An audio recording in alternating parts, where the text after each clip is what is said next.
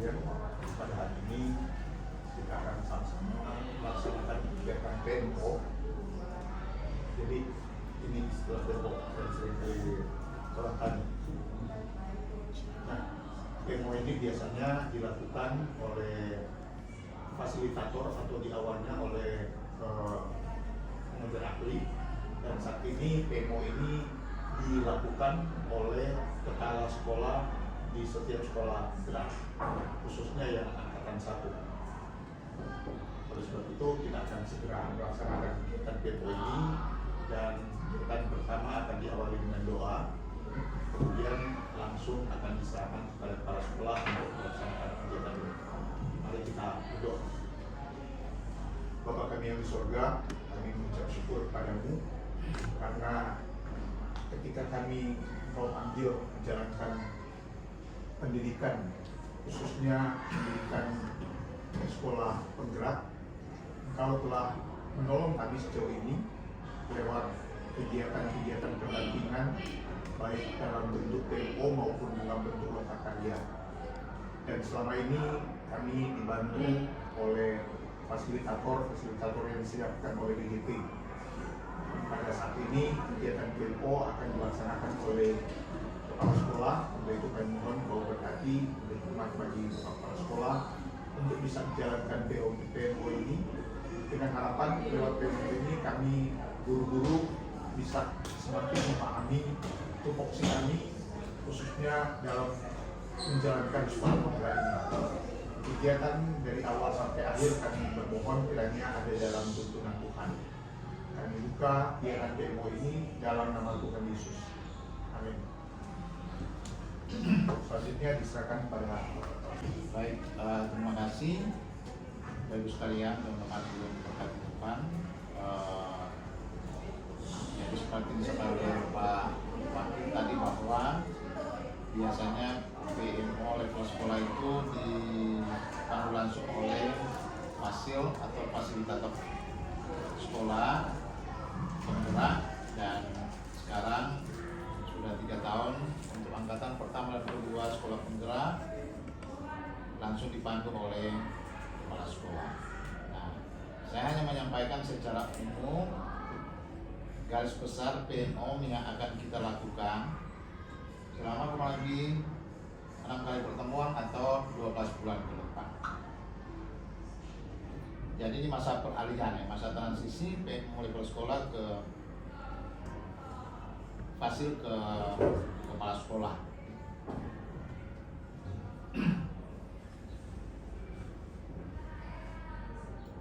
Jadi tujuan penyusunan instrumen PMO level sekolah itu untuk mengakomodasi terciptanya budaya refleksi yang sesuai dengan kebutuhan dan kondisi masing-masing sekolah.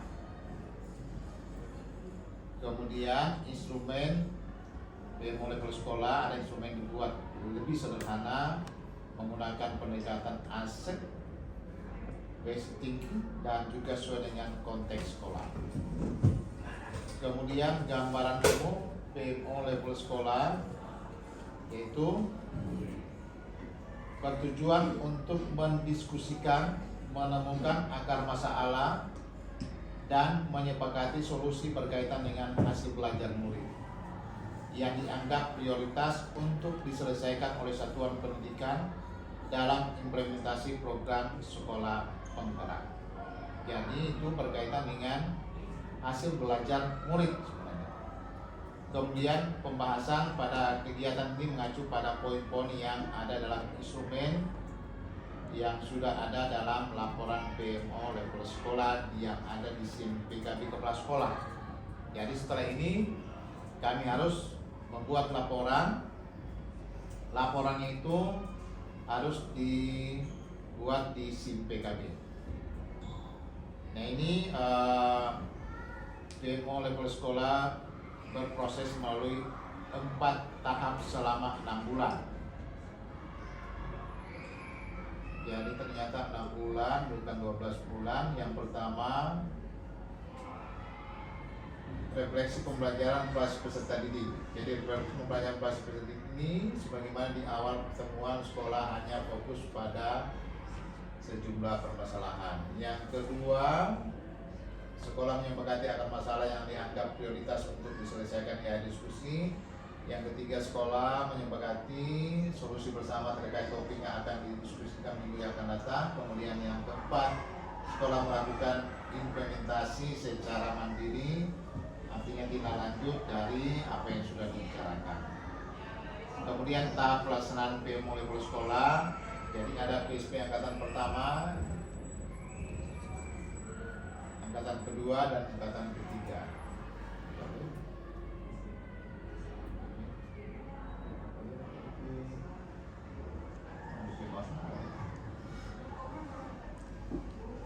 Jadi ya angkatan pertama kepala sekolah. Jadi ada fasilitator PMO level sekolah, ada pihak yang melaporkan ke CPKB. Pelaksanaannya tiap 2 bulan sekali. Jadi ini Juli, Agustus, harusnya Agustus terakhir hari ini. Tapi batas laporannya di tanggal 10 atau 20 September. Durasi 2 jam pelajaran, bisa dilakukan secara luring atau secara daring. Nah ini pelaksanaan PMO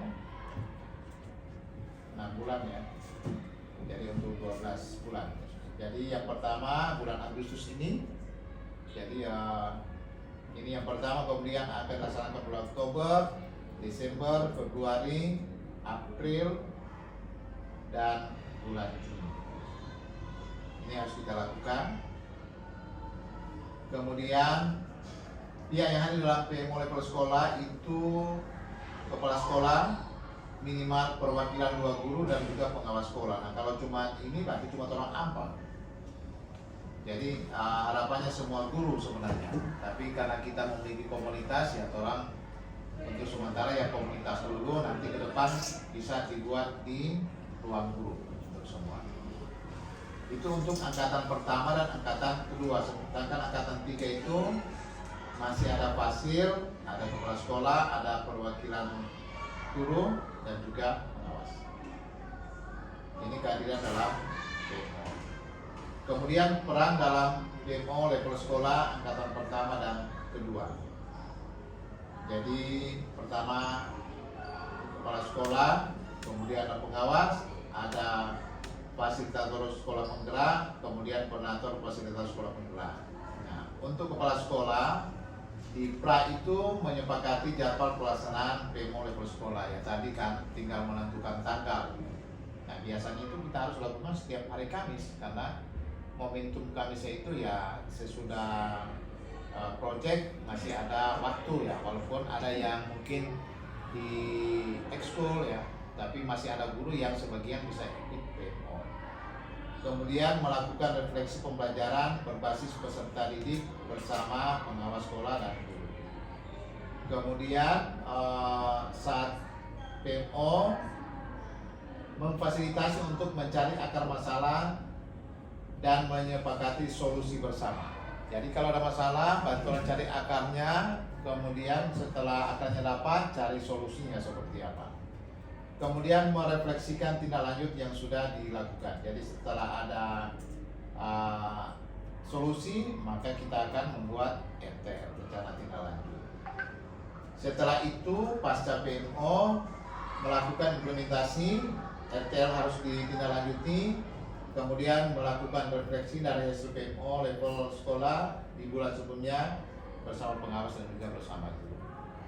Jadi ini peran kepala sekolah dalam PMO level sekolah angkatan pertama dan angkatan kedua. Ya beda juga dengan peran pengawas. Tapi kalau di fasilitator sekolah nggak ada lagi perannya pada saat pelaksanaan PMO level sekolah. Jadi ini peran, kemudian peran angkatan 3 ini simulasi kegiatan. Jadi ini ya, contoh simulasi kegiatannya. Jadi misalnya ini dalam kegiatannya 1 sampai 23 melakukan refleksi pembelajaran berbasis peserta didik. Kemudian 24 Agustus sekolah melaksanakan PMO level sekolah. 24 JP, 2 JP. Jadi ini rakam. Kemudian refleksi tahap pra PMO refleksi. Jadi refleksi itu menggunakan data hasil asesmen peserta didik. Jadi asesmen sumatif atau formatif, sumatif ya. Kemudian karena berkaitan dengan hasil belajar, hasil penilaian pembelajaran, raport pendidikan atau data-data lain yang relevan yang bisa dijadikan data untuk menjadi bahan kajian kita. Kemudian kepala sekolah guru menentukan tujuan dan target sekolah yang dikaitkan dengan peningkatan hasil pembelajaran peserta didik. Contoh-contoh pertanyaan pemandu sesi refleksi. Bagaimana karakteristik sekolah termasuk peserta didik, tenaga pendidik, tenaga pendidikan, dan sosial budayanya itu sudah dibahas oleh teman-teman pada saat menyusun kurikulum operasional di satuan pendidikan berkaitan dengan karakteristik sekolah. Apa yang kita harapkan peserta didik pelajari di sekolah? Kemudian apa visi misi dan tujuan sekolah? Apakah sudah sesuai dengan karakter sekolah dan harapan kita terhadap pembelajaran peserta didik? Kemudian kedua ini tahap pelaksanaan. Jadi setelah pasca tadi ini pelaksanaan. Langkah dalam menemukan akar masalah. Kan sudah refleksi, berarti kita sudah bisa menemukan akar masalah. Melihat semua sumber data yang dimiliki oleh sekolah. Ya tadi sumber datanya. Melakukan pengamatan terhadap perilaku peserta didik, memilih masalah yang dianggap prioritas bagi sekolah. Jika melihat pada data raport pendidikan, maka sekolah dapat melihat 4 kartu akar masalah dari indikator level 1 dan level 2 yang menyertai. Contoh pertanyaan pemandu untuk menemukan akar masalah, apa hal yang menghambat peserta belajar di sekolah. Jadi ini yang mencari akar masalah, apa masalahnya sebenarnya. Kemudian apa yang menghambat visi misi dan tujuan sekolah. Bagaimana hal tersebut menghambat visi misi dan tujuan sekolah. Apa saja akar masalah yang terlihat dalam raport pendidikan sekolah. Ini topik-topik dalam PMO, ada 4 topik. Yang pertama manajemen dan pengembangan sekolah. Yang kedua implementasi pembelajaran di kelas. Yang ketiga iklim keamanan dan inklusivitas sekolah. Kemudian peningkatan kapasitas guru. Jadi ini 4 topik. Kemudian ada subtopiknya. Kemudian ada strategi implementasinya. Ini akan menjadi pilihan-pilihan kita dalam melaksanakan PMO level sekolah. Ada 4 topik dan juga ada beberapa subtopik dari masing-masing topik tersebut. Pemilihan subtopik, sekolah dapat memilih 1 sampai 2 subtopik, bisa dari topik yang berbeda untuk menjadi prioritas dalam jangka waktu 6 bulan ke depan. Topik dan subtopik lain yang dianggap kurang relevan atau bukan prioritas kebutuhan sekolah, maka tidak perlu didiskusikan lebih lanjut. Cukup fokus pada subtopik yang dipilih. Kemudian apakah bisa hanya memilih 1 subtopik? Bisa. Apakah bisa memilih lebih dari 2 subtopik? Silakan. Memilih maksimal 2 subtopik yang akan menjadi skala prioritas. Kemudian sekolah menyepakati solusi. Jadi ketika menentukan prioritas solusi, sekolah perlu mempertimbangkan hal yang sebagai berikut. Apakah solusi dari topik tersebut sangat penting untuk dilakukan dalam waktu dekat? Apakah langkah tersebut dapat dilakukan oleh guru dan kepala sekolah dalam 6 bulan ke depan? Sekolah dapat mempertimbangkan ketersediaan SDM, anggaran, dan hal lain yang relevan. Kemudian apakah langkah tersebut mendukung ketercapaian tujuan dan target sekolah dikaitkan dengan peningkatan pembelajaran peserta didik? Kemudian setelah sekolah bersepakat dengan mempertimbangkan 3 hal di samping, Sekolah perlu membuat solusi dan tindak lanjut jangka pendek selama 6 bulan yang terukur. Tindak lanjut tersebut harus dapat menjawab apa tujuan diharapkan dari tindak lanjut, apa aktivitas yang akan dilakukan, apa indikator keberhasilan dari tindak lanjut, kapan tindak lanjut tersebut akan dilakukan, siapa saja yang terlibat dan apa peran masing-masing pihak, siapa saja yang pihak yang akan dilibatkan. Ini detail pengisian instrumennya rencana. Walaupun selewat.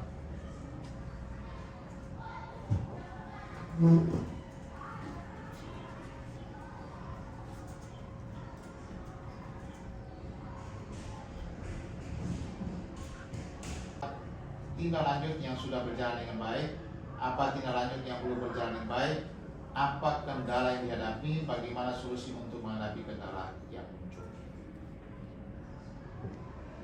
Sampai Desember. Jadi Bapak sekalian, ini kegiatan harus kita lakukan sebagai sekolah penggerak angkatan pertama.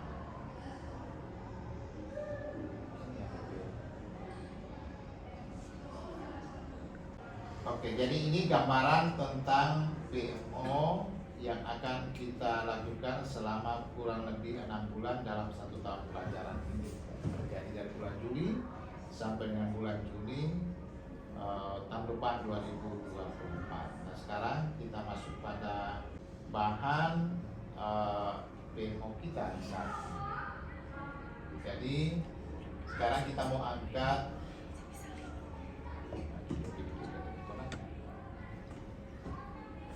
juga penyusunan prosedur penilaian.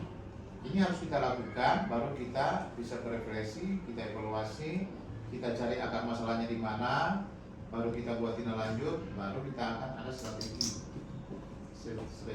implementasi dari tindak lanjut RTL yang kita buat.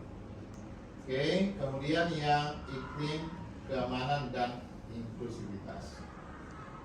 Penyusunan dokumen asesmen bullying, penyusunan dokumen asesmen kekerasan seksual, penyusunan dokumen asesmen narkoba. Ini kan 2023, ini tahun 2022. Jadi ini raport ANBK 2021, ini raport ANBK 2022. Jadi raport saya seperti itu sekali. Jadi ada capaian. Jadi ini misalnya berkaitan dengan kemampuan literasi, ya, sangat baik. Ini baik ya. Jadi 90,91. Kalau di sini 80 berarti naik 13%. Ya. Jadi sini menyangkut literasi ada kenaikan. Nah, ini turun nih. Peserta ini dengan kemampuan literasi mencapai kompetensi minimum, mencapai turun ya. Turun 17%. Kemudian ini turun 40%, jauh sekali. Kita akan lihat akar masalahnya di mana ini. Jadi ini perbandingan nanti kita share untuk Bapak Ibu sekalian. Ini naik sertifikat dan dulunya nggak ada. Jadi ini data kita akan sampaikan kepada teman-teman akar permasalahannya di mana.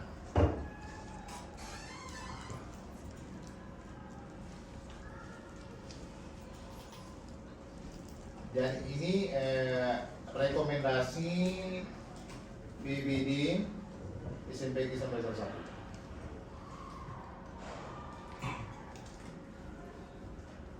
Yang ini berkaitan dengan kemampuan numerasi, capaiannya sedang, yaitu skornya 68,89.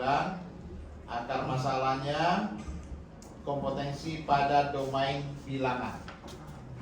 Jadi kompetensi pada domain bilangan yang dibenahi program pembenahan peningkatan kompetensi GTK dan kebijakan yang menunjang kemampuan numerasi pada domain bilangan.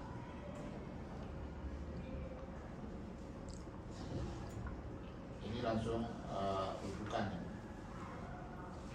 Jadi satuan pendidikan meningkatkan kompetensi ketika dengan mempelajari konten pengembangan diri untuk memahami bilangan, aljabar, geometri, data, dan ketidakpastian di platform Merdeka Membaca. Ini ada tautannya. Kemudian di perencanaan,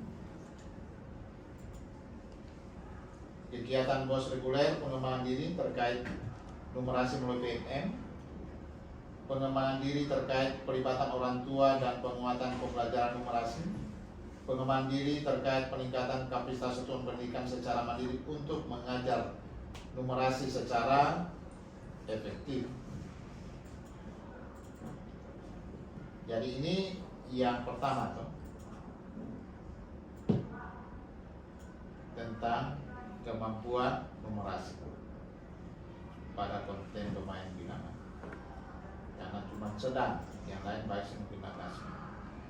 Ini masih lagi kemampuan numerasi sedang berkaitan dengan domain aljabar. Nah, rekomendasinya seperti ini.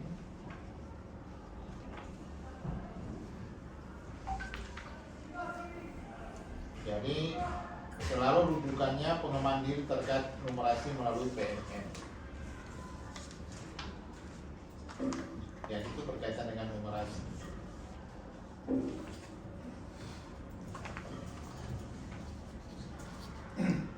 Nah, kemampuan numerasi, sedang metode pembelajaran.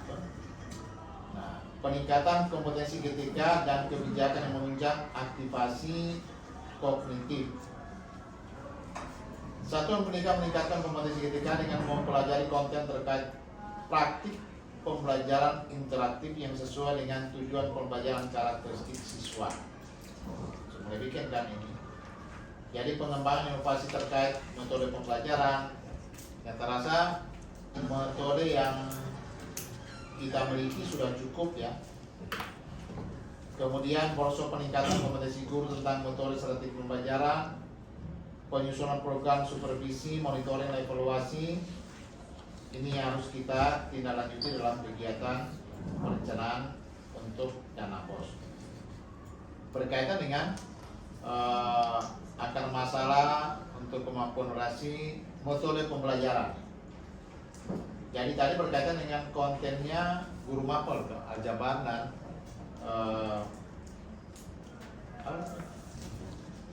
bilangan.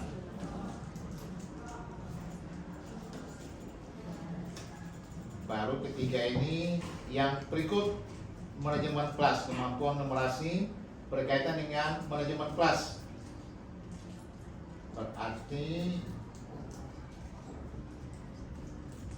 perlu perhatian kita semua tentang manajemen kelas, karena ini bisa dideteksi manajemen kelas kita oleh teman-teman guru seperti apa, sehingga nilainya kok bisa sedang 68,89.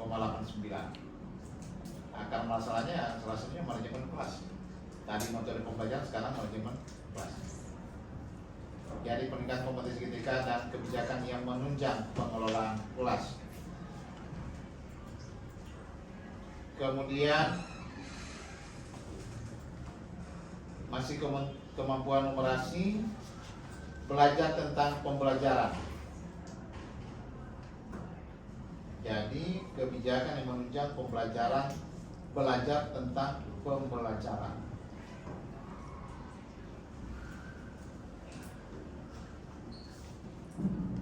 Jadi berkaitan dengan keterampilan mengajar yang bermakna dan berpusat pada peserta didik. Masih sedang orang ya. Sekarang coba klik ini, lebih rekomendasi.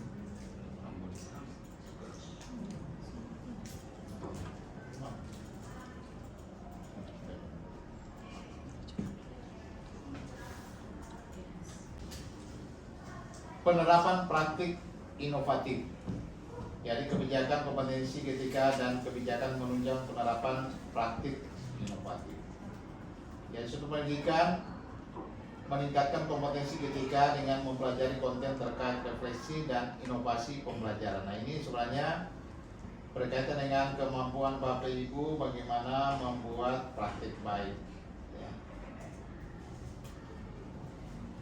Berbagi praktik baik berkaitan dengan inovasi praktik dalam pembelajaran. Kemudian visi misi sekolah sedang. Jadi kebijakan menunjang penyusunan dan implementasi visi misi sekolah memang masih kurang sih. Harusnya di kelas-kelas mesti ada visi misi sekolah. Itu yang menjadi paling pertanyaan di situ, apakah di kelas ada visi misi sekolah? Paling rendah.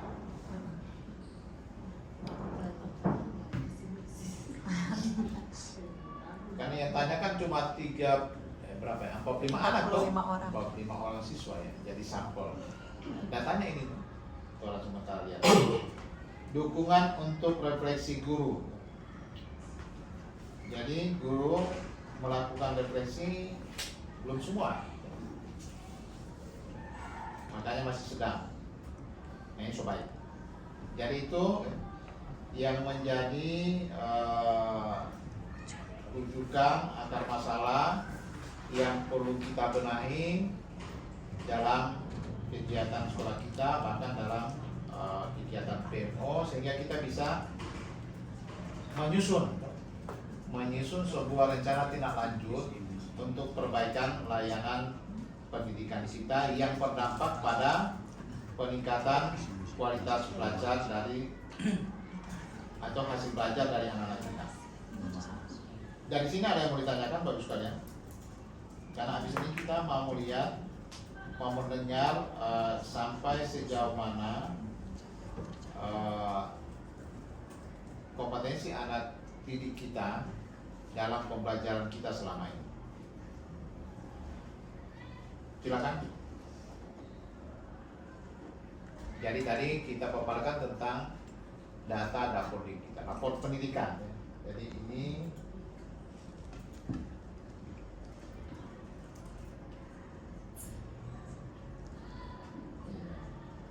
rapor pendidikan tadi sudah paparkan, sekarang tinggal hasil asesmen dari peserta didik, dari teman-teman gimana? Apakah sudah bagus atau ada penurunan? Jadi apa yang menjadi kendala? Bila mana terjadi penurunan, apa yang menjadi kendala dan langkah apa yang harus dilakukan sehingga tidak terjadi lagi penurunan tapi terjadi peningkatan. Silakan mulai dari guru mata pelajaran apa? Ya. Iko, silakan. Kemarin tadi belum sempat melihat data rapor untuk simulasi. Mulai dari sebelah kiri saya. Oke.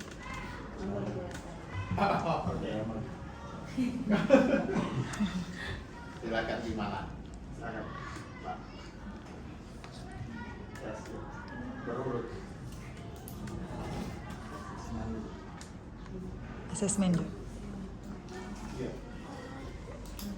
Dari pengalaman gimana hasil asesmen yang sudah dilakukan oleh gimana? Kasih beritu asesmen pertama Sumatin hasil bagus-bagus.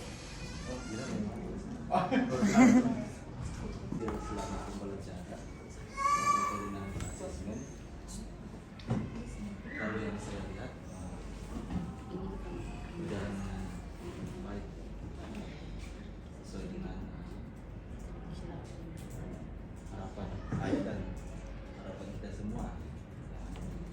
Ini SMP 1 berhubungan dengan pelajaran saya seni musik. Kalau dilihat dari dari asesmen, nah itu berjalan dengan baik ketika saya mengambil seminar untuk praktik.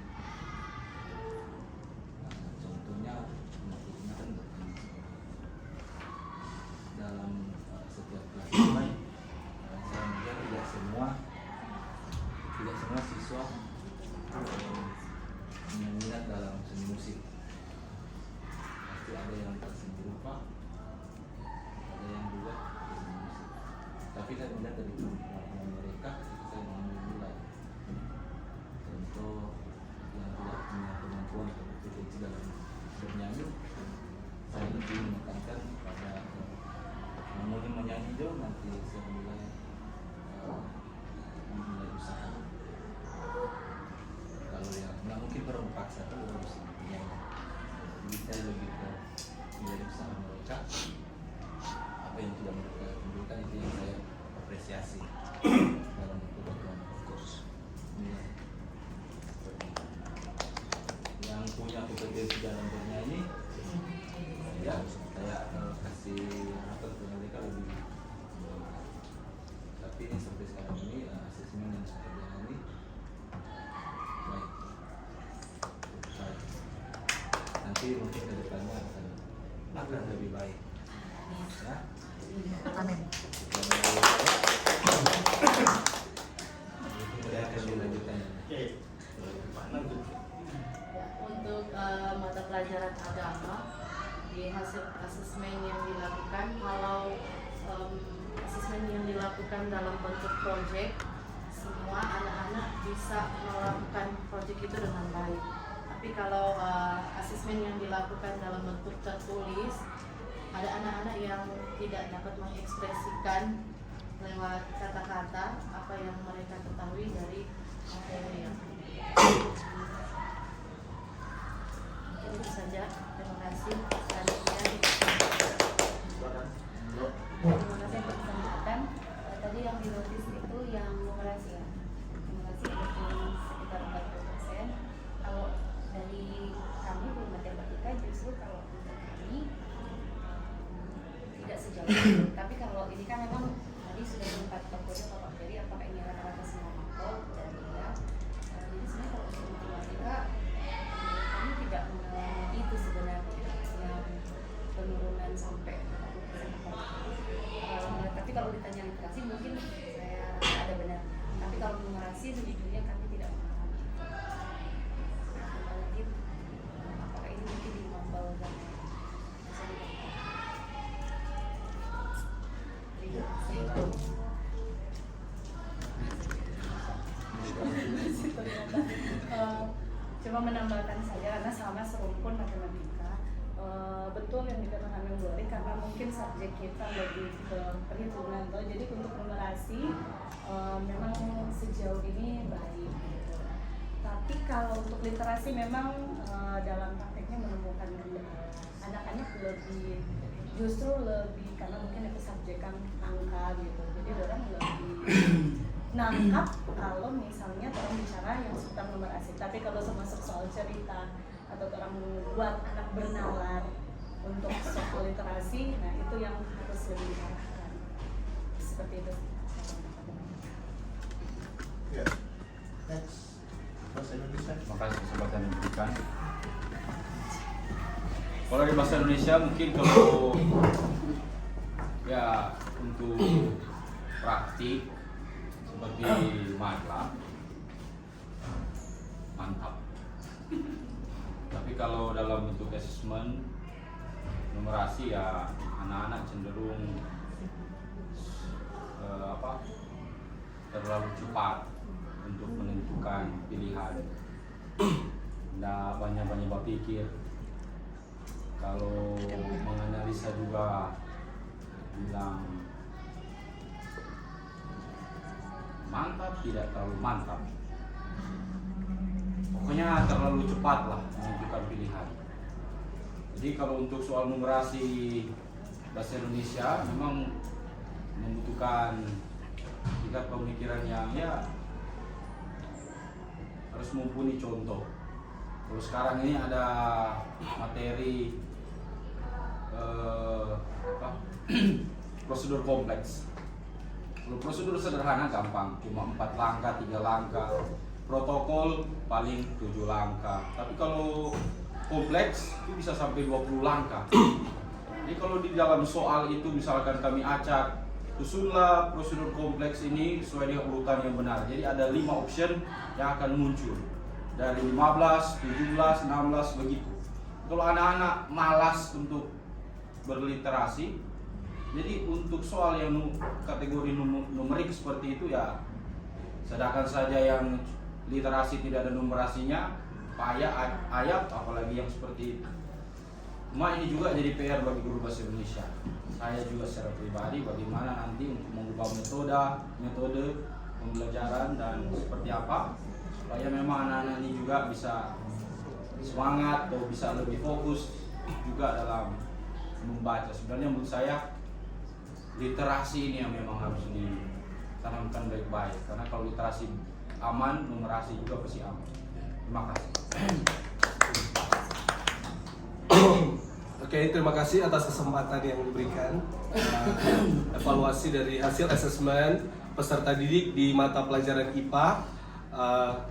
Mungkin ada kaitan dengan bahasa Indonesia tadi disebut literasi. Kalau untuk numerasi soal IPA yang ada hitungan, anak-anak cepat menjawab, malahan mereka secara berebutan, yang cepat duluan bawa ke depan.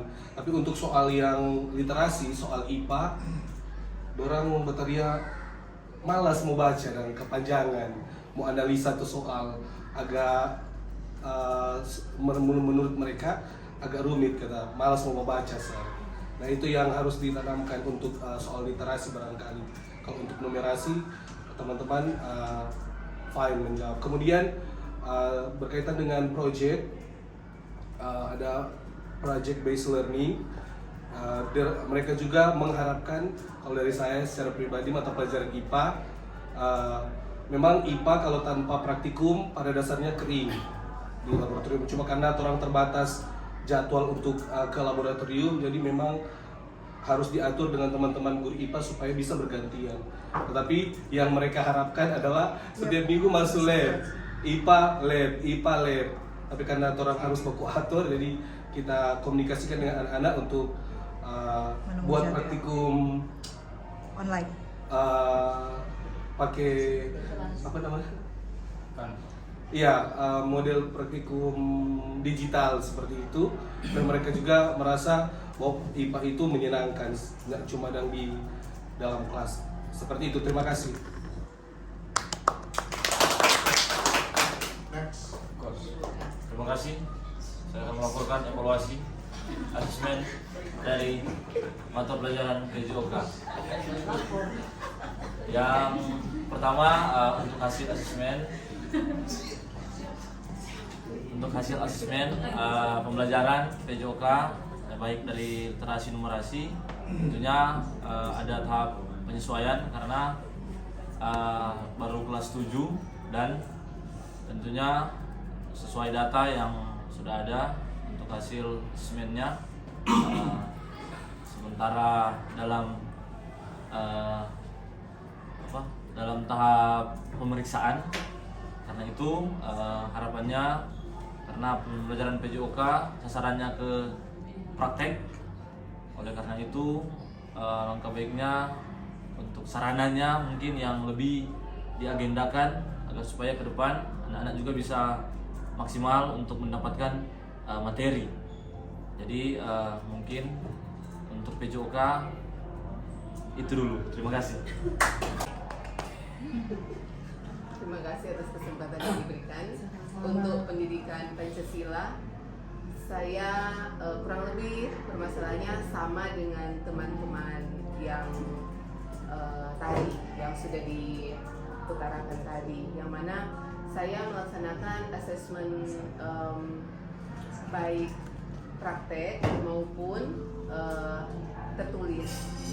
Dan yang saya dapati adalah ketika anak-anak dalam pembuatan tugas, berdiskusi, membuat video, atau membuat laporan dalam bentuk PowerPoint, dan pokoknya yang seperti itu.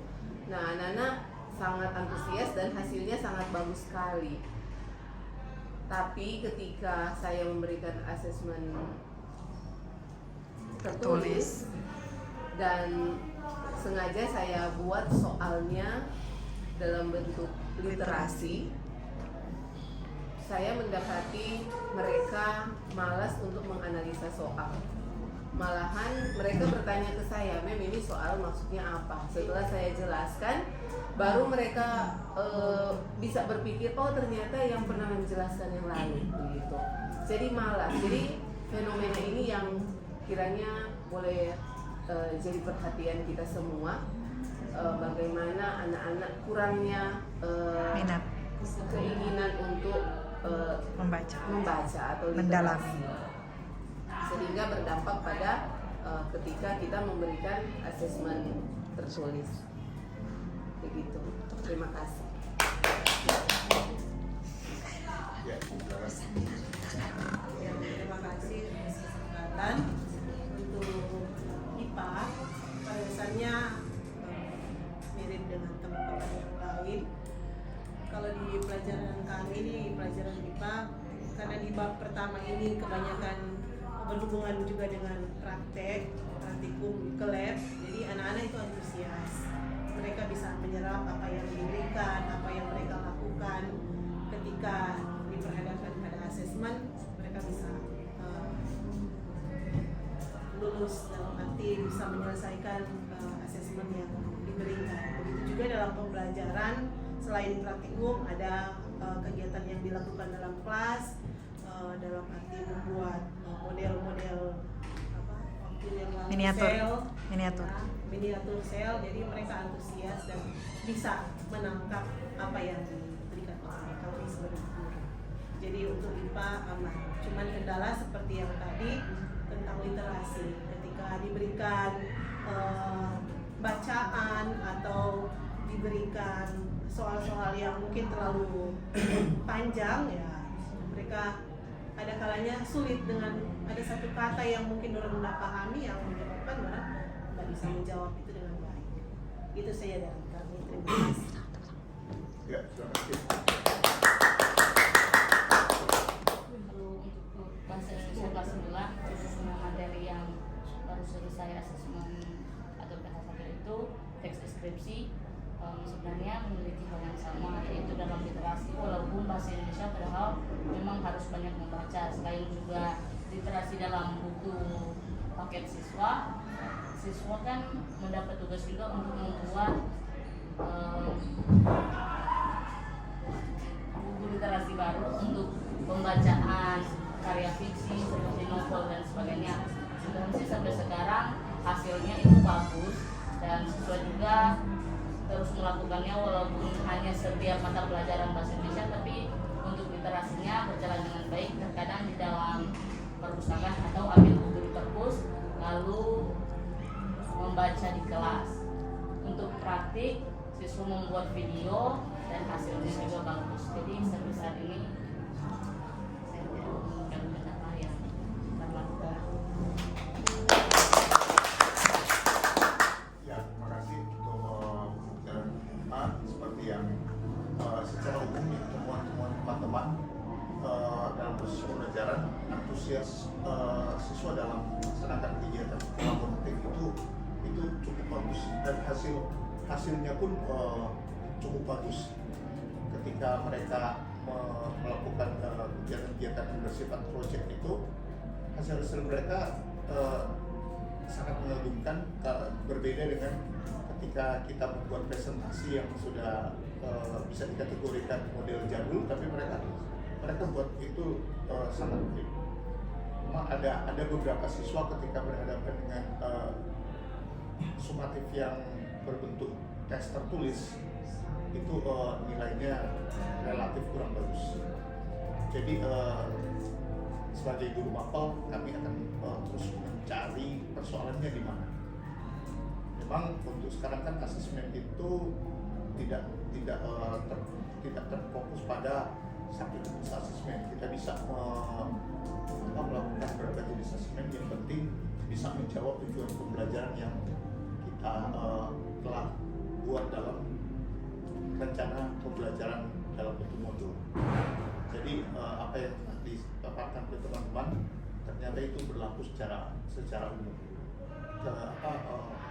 Minat siswa untuk membaca itu masih relatif rendah. tidak, mungkin kita akan kembangkan ke depan, kita akan coba pacu mereka, walaupun cuma 1 atau 2 kita buat soal-soal dalam bentuk literasi dan numerasi, membuat yang mendorong terjadinya pemikiran kritis, critical thinking. Mungkin itu dari saya. Bahwa dapat disimpulkan masalah yang utama adalah kompetensi literasi anak-anak itu, khususnya literasi tulis dan membaca itu sangat rendah. Nah sekarang kita akan lihat sebenarnya akar masalahnya di mana. Kan masalahnya kalau langsung lihat toh, ketika kita melaksanakan asesmen secara tertulis dibandingkan dengan asesmen yang berkaitan dengan aktivitas dalam sebuah proyek, sebuah kegiatan itu sangat antusias. Tetapi kalau berkaitan dengan tertulis, mau pilihan ganda tadi masalahnya begitu cepat karena memang tidak pikir toh. Jawab dulu baru pikir. Jadi soal belum ada sudah jawaban. Itu fenomena yang terjadi di kalangan anak-anak kita. Apalagi dikasih sebuah cerita atau wacana, lebih parah lagi kan. Nah ini kita akan sebenarnya akar masalahnya di mana. Jadi kita akan diskusikan, kita akan lihat sebenarnya yang menjadi akar masalah di mana, sehingga anak-anak ini jadi bisa seperti itu. Supaya setelah itu kita akan mencari solusi. Jadi kalau akar masalahnya sudah ditemukan, maka kita cari solusi. Solusi itu kita akan selesaikan lewat rencana tindak lanjut, program yang akan kita lakukan supaya akar masalah itu bisa kita pecahkan. Kira-kira dari Bapak Ibu apa sebenarnya akar permasalahan sampai anak sekarang ya tidak lagi memiliki keinginan literasi membaca dan menulis. Kebanyakan literasi digital, literasi finansial apalagi lebih jauh orang lupa kulit. Kira-kira akar masalahnya di mana? Oke. Sadari sebelah kiri saya jawabannya gimana? Santai-santai itu baca ditanya apa-apa, bukan atau tegak. Gadget. Karena mungkin sekarang penggunaan gadget itu sudah so kebutuhan setiap hari, jadi memungkinkan apalagi kalau di rumah tidak diawasi oleh orang tua, jadi ketika mereka pulang sampai larut malam orang hanya menggunakan itu, tidak lagi mungkin ada kegiatan atau waktu untuk belajar, membaca atau membuat pekerjaan rumah. Sampai di sekolah kadang-kadang kita juga sampaikan ke anak-anak, oh ini di rumah ketika pulang sekolah orang tuanya tidak awasi, semua ada di kamar. Di kamar itu paling tidak keluar-keluar rumah sampai tidak keluar-keluar. Jadi mungkin oleh kegiatan hanya bermain game. Sampai di sekolah lagi begitu, ketika tidak ada guru ataupun kegiatan sebelum ibadah mulai, itu lagi yang mereka lakukan. Ini yang menyebabkan kurangnya keinginan untuk membaca. Oke, ada lagi? Pengaruh teknologi gadget.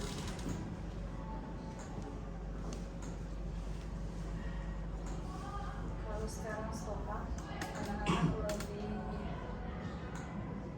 yang visual, jadi sudah jauh bacakan dan begitu. Sedangkan informasi yang orang kasih pada orang lewat flyer begitu, orang kadang malas juga baca begitu.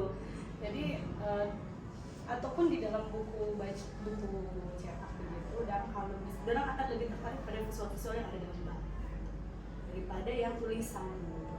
Jadi ya begitulah Pak. Kalau dari kita berpikir ya orang sudah dikenyangkan dengan visual, Pak. mungkin ada pengaruh dari game begitu kan. Game kan memang full visual kok, nggak ada itu.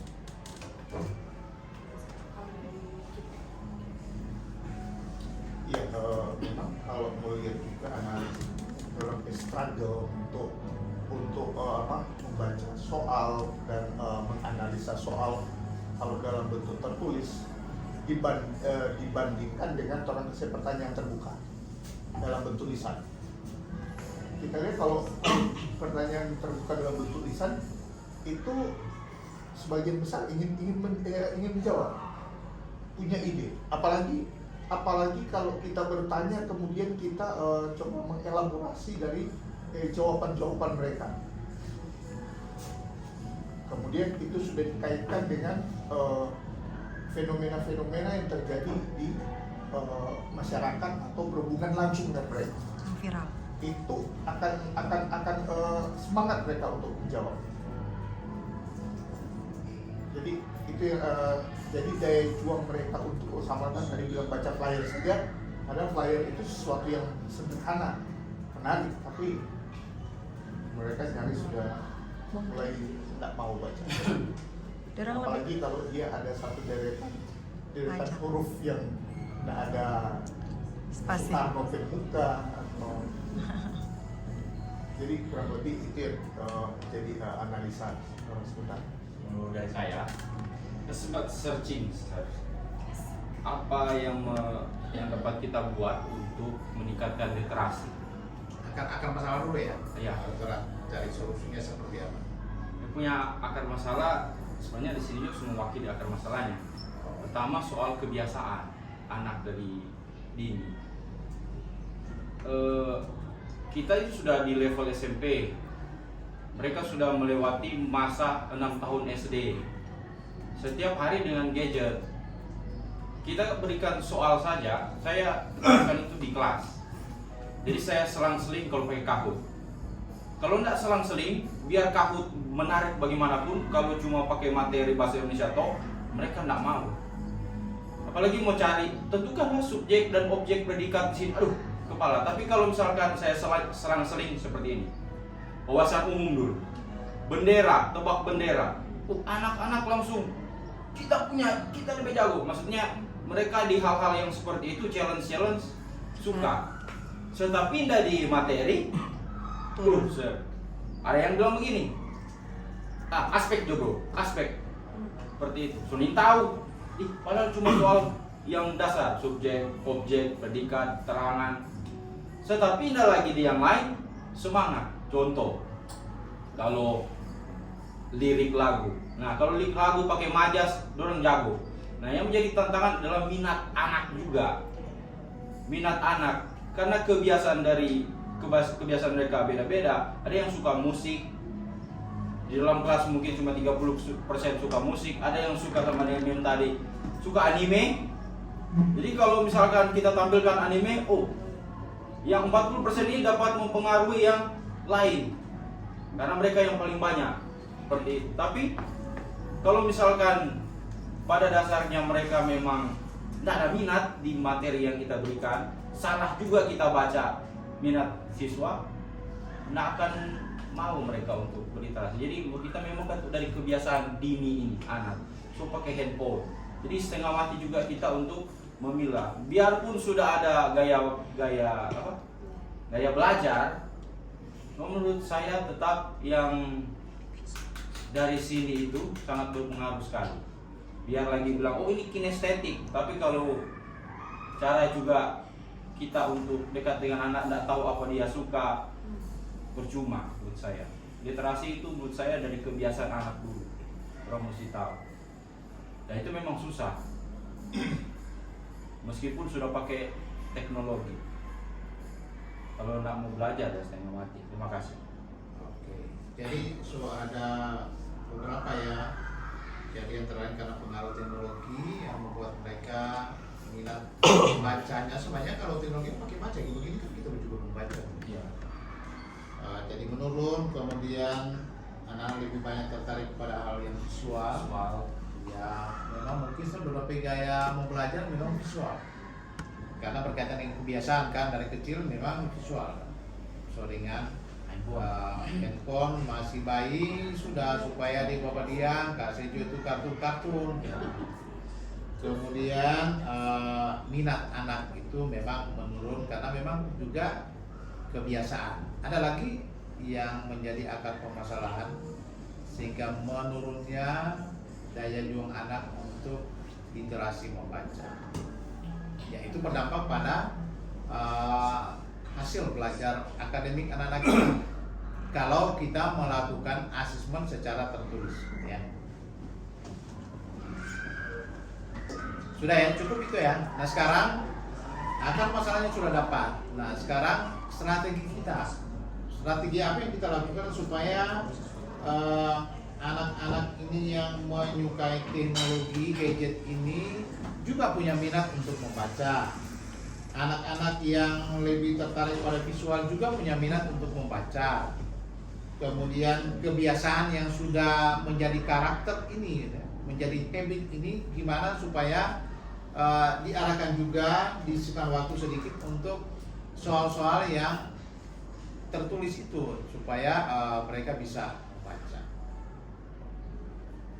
Kemudian minat. Jadi ada beberapa hal yang sudah kita lakukan untuk mengantisipasi itu kan psikotes gitu kan. Harapannya itu bisa membuat wawasan dari teman-teman itu terhadap karakter anak itu cukup ya. Jadi dengan adanya gaya belajar visual, strateginya apa? Estetik apa? Jadi orang punya strategi masing-masing karena memang tidak bisa disamakan. Walaupun dalam proses pembelajaran itu sama, strategi kita pertama datang sama, tapi dalam perlakuan nanti di kelasnya nanti akan berbeda-beda kan, karena tingkat kemampuan yang variatif yang ada di dalam kelas. Nah, kira-kira strateginya seperti apa? Kan orang kan mengatur apa akar toh, sekarang solusinya, strateginya untuk mengatasi akar permasalahan itu apa? Orang coba kan berikut orang bikin. Kalau sebaiknya berarti tidak cocok gitu, orang nah cocok kalau flu cuma paracetamol dengan Dexa, mesti tambah lagi satu mungkin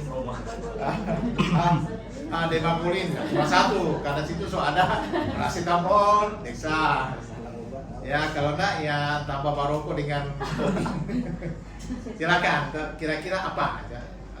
Siapa tahu ada strategi, ada kiat dari teman-teman untuk hal itu. Apakah semua tolong mesti dengan digital dalam setiap asesmen, tapi tetap dalam ANBK itu memang literasi itu wajib kita lihat.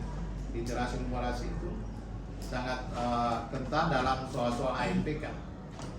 Kalau dari saya Pak, untuk ini sebenarnya salah satu cara saya untuk menarik perhatian bapak-bapak dan ibu-ibu ini. Kenapa? Sudah tadi saya tunggu-tunggu Anda mengatakan searching. Nah, saya balikan ini. Anak-anak sekarang salah satu yang menjadi masalah adalah apapun itu bisa mereka tanyakan langsung di paman Google. Contoh, berikan tugas. Salah satu kan hal untuk meningkatkan literasi anak adalah yang sudah pernah dilakukan oleh guru bahasa Indonesia, semua wajib baca buku dan laporkan tiap minggu. Tapi anak ini sudah lebih pintar.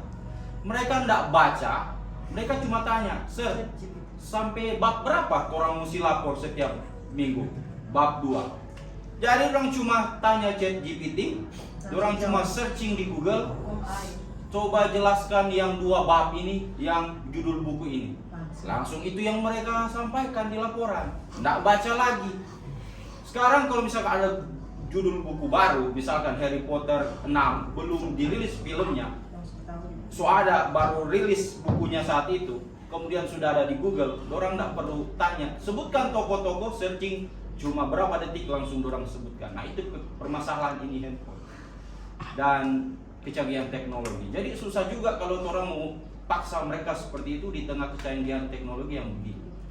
Nah, ini menurut kita mau ajak teman-teman untuk berpikir, kira-kira bantulah kami guru bahasa Indonesia, bagaimana caranya supaya anak bisa memang menggunakan teknologi tanpa juga menghambat orang kreativitas menggunakan ini, tapi ada batasannya.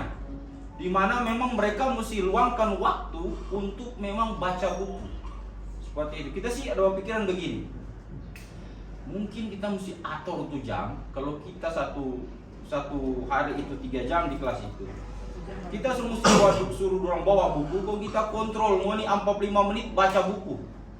Mungkin seperti itu.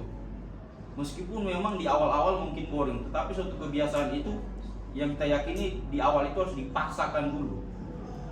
Seperti itu baru bisa jalan. Dan kita pikir juga hal ini positif juga bisa dilakukan untuk guru-guru yang lain. Karena kalau orang tidak mau jaga, orang jaga belum tentu mau backing. Apalagi kalau orang cuma kasih tugas. Nah, salah satu juga kalau kita searching di sini adalah mungkin yang bisa kita lakukan dalam pembelajaran mendorong diskusi dan refleksi. Ini salah satu cara juga untuk meningkatkan literasi. Katanya kalau orang mengajar lebih banyaklah diskusi dan berikan kesempatan mereka untuk refleksi pembelajaran. Terima kasih. Oke. Ada lagi? Suara 2 ya. Solusi. Ada lagi? Silakan. Jadi solusi bagaimana tadi ya ada 4 kebiasaan yang menurunkan minat literasi anak-anak kita. Ya. Jadi tadi sudah ada solusi disarankan oleh Guru Bahasa Indonesia bahwa semua wajib baca buku secara fisik, buku fisiknya kan begitu toh, di kelas ataupun di perpustakaan, tapi dalam kontrol buku. Baru bikin apa begitu. Baru kedua mendorong kegiatan diskusi dan refleksi. Ada lagi terus kalian? Gimana ada dengan blog? Ini cuma menanggapi membatasi anak itu menggunakan handphone itu Bukan. tapi sejujurnya sangat sulit, Pak. Karena Enggak. menurut kita itu Ini- handphone itu isi pikiran. Ya. Nah, sekarang orang cari solusi. Ini bukan membatasi ini ya, enggak. Ini silakan bebaskan. Tapi bagaimana dengan kebebasan menggunakan ini, tapi juga mereka punya minat untuk membaca. Nah, sekarang apa yang tolong melakukan dengan kondisi yang bebas ini, tapi dia juga ada waktu untuk membaca. Tadi saya bilang bahwa mungkin akan ada waktu penugasan untuk Guru Bahasa Indonesia 45 menit baca buku. Pokoknya buku yang ada bawa di rumah itu baca. Secara fisik kan dibaca begini. HP-nya jangan taruh situ, HP bisa disimpan, toh. Begitu dah. Itu strategi. Baru perbanyak kegiatan diskusi dan juga refleksi, Om Google bilang. Silakan. Nah, gimana dengan blog? Kalau kita mungkin lebih kita barusan kan ada sumatif asesmen sumatif 1 Iya. karena sudah selesai. Dan di ringkasan itu anak-anak kita di papan sengaja tertulis di papan, kita nggak pakai lagi digital. Jadi memang kita bawa laptop sengaja. Kita ringkas dan orang selesai kita bilang catat di buku. Terus orang tanya, "Mem boleh foto?" Kita sengaja bilang silahkan. Nah setelah asesmen kita tekankan bahwa score is just a number, please be honest begitu. Jadi tekankan kejujuran nomor 1. Jadi kalaupun memang pada akhirnya skornya 30-40, please give it to me, then orang cari solution. Bagaimana caranya bisa sampai KKTP. Dan memang work begitu Pak. Memang kita pas dalihan nilai, sebagian wali-wali kelas 7 kita sampaikan, memang ya begitulah, tapi itulah kejujuran anak. Nah waktu direfleksi ke kelas, kita kasih ulang di pespal, terus kita langsung kasih keluar DP jawaban. Kong, Mem, siapa taruh pernah lihat nih soal kan? Coba buka halaman ini, atau coba buka tuh foto yang mau tidak foto. Astaga iyo, Mem pernah kasih pada kan ini. Sekarang Mem tanya, mau nih ada tulis atau mau nih ada baca ulang nggak? Tuh materi gitu. Nah, aduh Mem minta maaf, nyanda begitu. Nah, jadi kita belum tanya bagaimana, aduh dia bilang Mem, kita semua tulis jadi buku. Soalnya anak mau foto-foto ulang begitu. Karena bilang, nah dari itu terus masuk refleksi gitu. Jadi pas di pertemuan terakhir ini agendanya kan ringkasan dengan persiapan untuk sumatif tengah semester. Nah waktu orang ulang lagi so bisa, dan itu semua sudah dicatat begitu. Nah di kita itu works begitu. Mungkin bisa jadi kiat-kiat juga for teman-teman. Ada yang cocok, ada yang enggak juga, tapi mungkin bisa jadi sharing pengalaman buat teman-teman begitu. Karena di kelas 7 khususnya itu cukup berhasil gitu dengan ini gitu, dengan sharing. Kita juga bingung ini mau bilang strategi apa, tapi saat kita di kelas begitu kita bikin. Itu sih Pak. Terima kasih. Oke, ada lagi? Silakan, terima kasih. IPS gimana?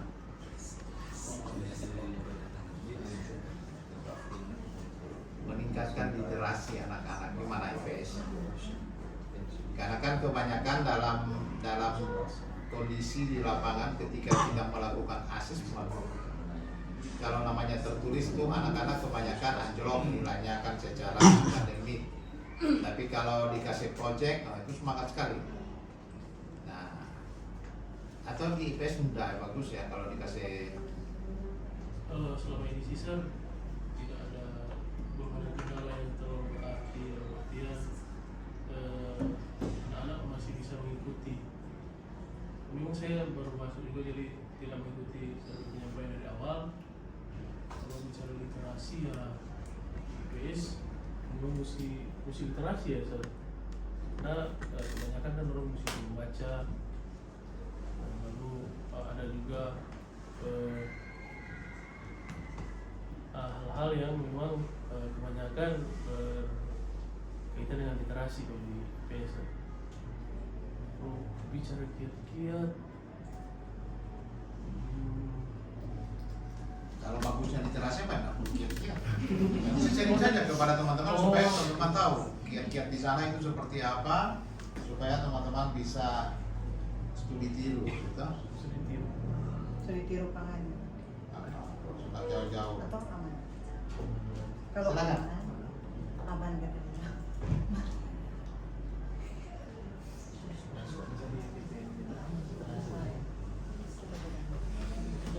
Mungkin masukan kalau untuk solusi ke depan ini saya adopsi dari teman-teman CGP yang kemarin memang mengalami kendala ketika membahas tentang yang namanya budaya positif. Nah, di mana anak-anak yang mereka hadapi adalah anak-anak SD yang memang sulit untuk membaca dan memahami. Saya pikir anak-anak kita itu bukan sulit untuk memahami, tetapi minat untuk membaca itu kurang. Nah, di situ saya ambil adopsi praktek baik dari mereka, yaitu mereka melakukan 10 menit baca buku cetak. Jadi masing-masing kita kan punya buku cetak. 10 menit baca buku cetak sebelum memulai pembelajaran. Jadi sebelum memulai pembelajaran mereka pakai waktu 10 menit. Nah, yang saya rasa bahwa kita bisa terapkan itu karena di awal pembelajaran kita sebelum kita mulai kita kadangkala sibuk untuk atur LCD. Nah, jadi ketika kita mau atur LCD, Sir Christian, kita sempat bilang Sir Christian kasih 2 option. Jadi opsi yang pertama itu adalah guru boleh backing yang untuk LCD, anak-anak mulai baca dengan cara pimpinan kelas kontrol bahwa mereka itu sementara literasi dan memang handphonenya disimpan, jadi tidak digunakan handphonenya. Jadi mereka benar-benar membaca. Atau opsi yang kedua adalah perangkat kelas satu pimpinan kelas yang pasang LCD, orang yang berkompeten untuk pasang LCD, dan guru yang akan lihat mereka baca atau tidak. Jadi 10 menit pertama. Jadi mungkin supaya menimbulkan minat dan baca, karena kalau tidak dilakukan secara terus-menerus pasti tidak akan menjadi. Jadi kalau orang coba mulai memang dari awal, kalau pertama memang susah. Tapi kalau misalkan so terlatih, apalagi semua guru mata pelajaran buat seperti itu, maka mereka akan terlatih. Jadi mereka akan tahu bahwa oh ya, setiap mau masuk pembelajaran orang mesti mau baca buku dulu. Jadi dari situ mereka sudah belajar untuk mau tidak mau harus baca. Jadi mungkin itu saran. Ada tambahan saya baca lagi satu. Katanya harus kondusif itu kelas atau dimanapun kita ajak anak itu membaca literasi, katanya harus kondusif. Karena saya pikir pendidikan ini kan dinamis, jadi dia terus bergerak, termasuk juga buku bacaan. Kalau anak-anak saat ini tantangan kita adalah untuk meningkatkan literasi mereka. Menurut saya buku-buku juga yang di perpustakaan mungkin harus di-upgrade. Coba tambahkan anime, komik, seperti itu. Tarik dulu daya minat anak, baru nanti kalau sudah ada yang seperti itu baru kita coba masuk di yang lebih berat. Karena kalau sekarang kita langsung kasih makan anak dengan buku yang terlalu berat, minat mereka nol, pun dipaksa langsung makanan keras, menurut saya sangat sulit. Karena kalau di kelas, kalau saya bicara soal siapa yang sampai sekarang baca One Piece atau nonton One Piece? Oh sir, kalau videonya bahkan sampai video orang tahu. Video sir 1073 sir. Tapi kalau misalkan DP buku sir, mau 2000 sir DP buku komiknya. Mereka bisa sampai tahu gitu. Karena ternyata ada link-link manga dan link-link anime yang memang ada. Mereka selalu upgrade. Karena kalau saya juga pelajari, karena sudah dapat info seperti itu link mereka harus menunggu 1 minggu cuma 1 episode. 1 minggu 10 lembar halaman yang dibuat oleh sang penulis. Saking rindunya dorang untuk mau baca itu barang itu. Itu buku-buku anime. Tapi kalau misalkan mau tanya soal mata pelajaran, nah ada yang dorang baca. Cuma kalau anime yang tuh visual begitu, komik-komik, termasuk juga perempuan begitu. Jadi saya pikir itu juga dapat menjadi salah satu solusi orang upgrade buku. Terima kasih. Oke. Ada lagi? Sudah. Jadi ini salah satu ya upaya kita meningkatkan minat literasi membaca. Ya. Tapi yang lainnya sudah jauh anak kita. Walaupun dalam hasil asesmen kita, MBK kita kan bagus ya literasi ya. Yang sedang tadi hanya di numerasi ya. Jadi nanti ditingkatkan supaya literasi kita di tahun ini tetap bertahan baik ya. Jadi ini kan literasi kita cukup bagus, ini karakter literasi. Manajemen kelasnya, belajar tentang pembelajaran, bagus. Dukungan dalam progresi guru, iklim komunikasi. Dan ini ya yang bagus-bagus, yang sedang ini di atas kan. Jadi ini ini berkaitan dengan konten. Kemudian tadi yang belajar tentang pembelajaran itu berkaitan dengan kita semua ya. Penggunaan numerasi dalam pembelajaran itu perlu juga gitu ya kepada anak-anak kita. Jadi memang anak-anak kita ini kan konvensional ya, literasi membaca, tulis baca ya memang dari dulu. Sekarang berpindah kan. Kalau orang dulu kan ya ada tuh buat tulisan kiri kan, kanan ya dapat buat tulisan kiri. Konsumsi atur itu bapak kalau enggak boleh menulisin lah bahasa sambung tegak lurus. Nah ada sekarang semua tulisan dokter, cuma apoteker yang bisa baca. Jadi ya itu kondisi kita sekarang. Nah, tadi solusi yang sudah disampaikan oleh teman-teman dan mari kita akan tindak lanjuti kan, terutama teman-teman berbasis bahasa dan juga sosial bisa. Nah nanti kalau tadi saran dari Mbak ini budaya positif untuk membaca, sebenarnya selain buku atau baca-baca kitab ya, budaya positif namanya itu ya. Menemukan budaya selain iman, tetapi minat baca itu tetap ada. Nah, kita atur lagi ke depan karena memang mengatur waktu ini yang disediakan kan cuma 8 jam. Ini disediakan 8 jam ini atur padat sekali gitu, dengan begitu banyak kegiatan. Nah, orang lihat lagi, yang penting kita menumbuh kembangkan budaya positif untuk membaca bagi anak-anak kita. Nanti kalau semua 10 menit sebelum KBM orang baca buku, atau juga harus menyiapkan buku bacaan kepada anak-anak kita. Nah tadi terakhir masukan untuk pengelola dana bos, doa semua untuk, dan juga teman-teman guru bahasa bisa memasukkan judul-judul buku yang bisa kita beli supaya ada buku baru yang menarik ya, anak-anak kita untuk membaca.